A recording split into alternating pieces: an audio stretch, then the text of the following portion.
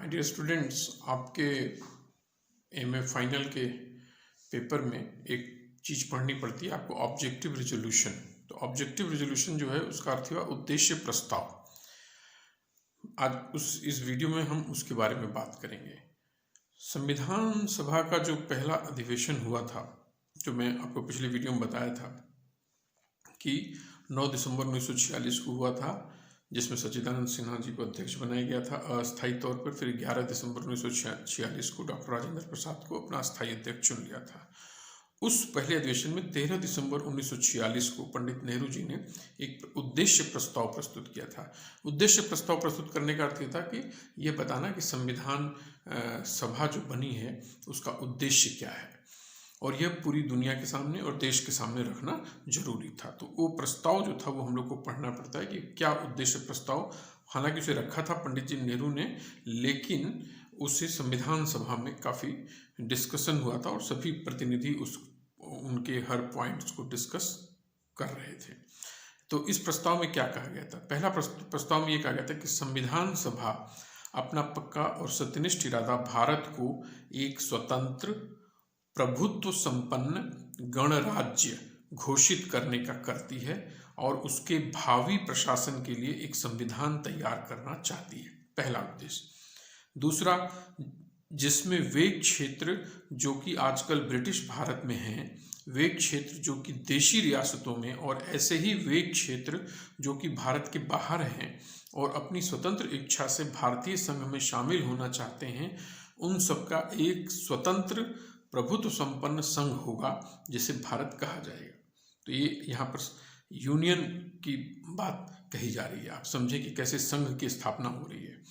तीसरा, जिसमें कुछ क्षेत्र चाहे अपनी वर्तमान सीमाओं के साथ अथवा जैसा कि संविधान सभा निर्धारित करे और उसके पश्चात संविधान के कानून के अनुसार स्वायत्त इकाइयों का दर्जा रखेंगे, ऑटोनोमस यूनिट्स का, उसमें अवशिष्ट शक्तियां इकाइयों के पास होंगी और वे सरकार की सब शक्तियों और कार्यों का प्रयोग करेंगी जो कि संघ को नहीं दी जाती हैं या संविधान की व्याख्या के द्वारा संघ को नहीं आती हैं। तो यानी जो कहा जाता है ना, ये जो ऑटोनोमस यूनिट्स हैं उनके पास जितनी भी रिमेनिंग पावर है वो रहेंगी। जो शक्तियां संविधान सभा डिफाइन करेगी कि ये केंद्र सरकार के पास रहेंगी, वो केंद्र सरकार के पास आ जाएंगी, और उसके अलावा की जो शक्तियां होंगी वो वहाँ की ऑटोनोमस यूनिट्स के पास मौजूद रहेंगी। चौथा, जिसमें प्रभुत्व संपन्न स्वतंत्र भारत, उसके संवैधानिक भागों और इकाइयों की सरकारों की शक्तियां जनता से ग्रहण की जाएंगी, इलेक्शन होगा, ये तय हो जाता है। तथा जिसमें भारत के सब लोगों को सामाजिक, आर्थिक और राजनीतिक न्याय प्राप्त होगा, और जिसमें कानून के सामने सबको समानता प्राप्त होगी, जिसमें सबका दर्जा समान होगा और जिसमें अवसरों की समानता होगी, जिसमें विचारों, अभिव्यक्ति, विश्वास, धर्म, व्यवसाय और कार्य की सार्वजनिक नैतिकता और कानून के अंतर्गत स्वतंत्रता होगी। ये सब हमारे उद्देश्य का प्रस्ताव के अंदर ही मौजूद कराए गए। इसमें यह भी कहा गया जिसमें काफ़ी संरक्षण अल्पसंख्यक वर्गों, पिछड़ी जातियों, क्षेत्रों तथा कबायली क्षेत्रों के लिए रखे जाएंगे। इसीलिए आप देखते हैं कि संविधान के, जब आप पढ़ेंगे संविधान में, तो आप पाएंगे बहुत सारे क्षेत्र ऐसे हैं जिनको डायरेक्ट संविधान से जो है संरक्षण प्राप्त होता है। बहुत सारे कबायली क्षेत्र हैं कई जहाँ सीधे संविधान से उनको जो है प्रोटेक्शन प्राप्त है, तो उनको कोई बदल नहीं सकता क्योंकि संविधान सभा ने उनके बारे में डिस्कस किया है। जिसमें गणराज्य की अखंडता को सुरक्षित रखा जाएगा और उसके भूमि, समुद्र तथा वायु सीमा के न्याय तथा अन्य राष्ट्रों के कानून के अनुसार प्रभुत्व संपन्न अधिकार सुरक्षित रखे जाएंगे। यह प्राचीन देश अपना अधिकार पूर्ण तथा सम्मानजनक स्थान संसार में प्राप्त कर ले और सारी मानव जाति तथा विश्व शांति के लिए अपना ऐच्छिक तथा पूर्ण योगदान दे। ये उद्देश्य का प्रस्ताव में ये बातें कही गई थी जो आपको यहाँ पर बताई गई हैं। तो इस जो उद्देश्य का प्रस्ताव रखा गया था, इस संबंध में पंडित नेहरू ने कहा कि इस प्रस्ताव में हमारी वे आकांक्षाएं व्यक्त की गई हैं जिनके लिए हमने इतने कठोर संघर्ष किए हैं। संविधान सभा इन्हीं उद्देश्यों के आधार पर हमारे संविधान का निर्माण करेगी। श्री के.एम. मुंशी ने इसके संबंध में कहा कि नेहरू का उद्देश्य संबंधी यह प्रस्ताव ही हमारे स्वतंत्र गणराज्य की जन्म कुंडली है। संविधान सभा ने यह उद्देश्य प्रस्ताव 22 जनवरी 1947 को स्वीकार कर लिया। जब संविधान सभा ने इसे स्वीकार कर लिया तो यह तय हो गया कि आगे जो संविधान लिखा जाना है उसके वो संविधान के जो प्रावधान होंगे, जो नियम होंगे, वो ये जो उद्देश्य का प्रस्ताव है इसके प्रकाश में ही लिखे जाएंगे। ये गाइड करेगा कि किस तरीके की प्रावधान और नियम बनेंगे। अब हम कुछ छोटी सी बातें, 3-4 चीज़ें कि संविधान सभा के सामने क्या कठिनाइयाँ थीं। तो संविधान सभा के सामने कठिनाई जो आपको नज़र आती हैं, हम लोग देखते हैं कि भारतीय संविधान सभा को संविधान का निर्माण करने में अनेक कठिनाइयों का सामना करना पड़ा। वे कठिनाइयाँ निम्न प्रकार थीं, ये उनके डिस्कशन में दिखता है। पहला कि भारतवर्ष की विशालता और अनेकता। संविधान सभा के समक्ष सबसे पहली कठिनाई भारत का एक विशालता थी। इतने बड़े देश के लिए संविधान तैयार करना था जिसमें बहुत सारे धर्म रहते हैं, बहुत सारी संप्रदाय, बहुत सारी भाषाएं बोलने वाले लोग थे, बहुत सारी जातियां थीं, तथा साथ ही क्षेत्रीय असमानताएं भी थीं। कोई देश का कोई भाग विकसित था, कोई भाग अविकसित है, और संविधान सभा का कार्य ये था कि इन सबको संतुष्ट करने के साथ साथ ब्रिटिश सरकार के द्वारा जो फूट डालो और शासन करो वाली जो नीति थी उनकी, उसको तोड़कर देश की एकता के अनुरूप जो है भावनाओं को बनाना है। दूसरा प्रॉब्लम जो सांप्रदायिकता का था इनके सामने, कि सांप्रदायिकता तथा पाकिस्तान के निर्माण ने प्रशासनिक तथा प्रतिरक्षा संबंधी कठिनाइयां उत्पन्न कर दी थी, क्योंकि मुस्लिम लीग की पॉलिटिक्स चल रही थी और धर्म का राजनीति से गहरा मिलन हो गया था।